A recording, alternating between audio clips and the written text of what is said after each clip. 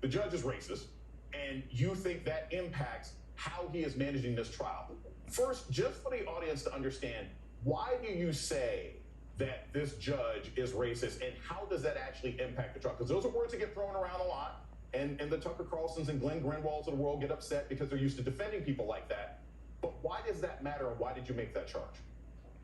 Because if you look at the judge's history, he has a history of disregarding civil rights information on rulings and that sort. If you look at his specific history in this case, all of his pretrial motions tended to favor the defendant, favor Kyle Rittenhouse, even leading up to this trial, and then certainly his behavior in the trial as the presiding officer of the trial has just been grotesque in terms of his combativeness with the prosecution, his willingness to let the defense slide on many issues, his American flag tissue box, his cell phone ringtone that is actually the same song that was played at the beginning of the Trump rallies, which, by the way, is one of the only songs that Trump doesn't get a cease and desist letter whenever he uses.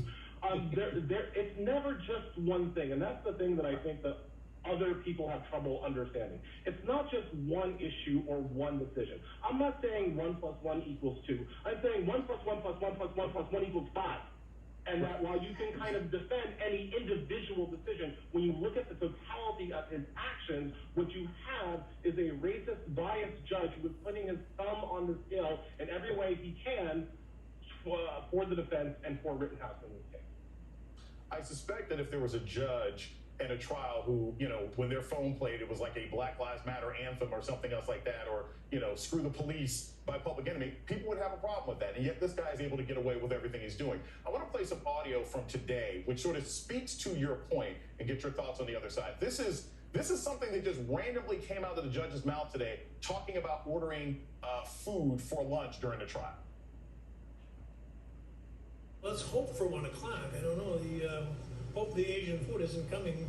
Isn't on one of those boats in Long Beach Harbor. First off, who says Asian food? I mean, who actually says that? But Elie, this sort of speaks to what you're talking about. I mean, it's this sort of off-color, insensitive, racist commentary.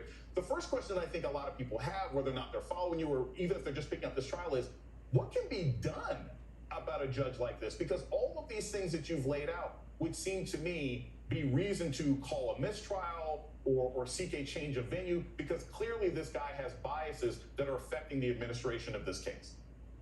Yeah, unfortunately, nothing can be done. He's an elected judge.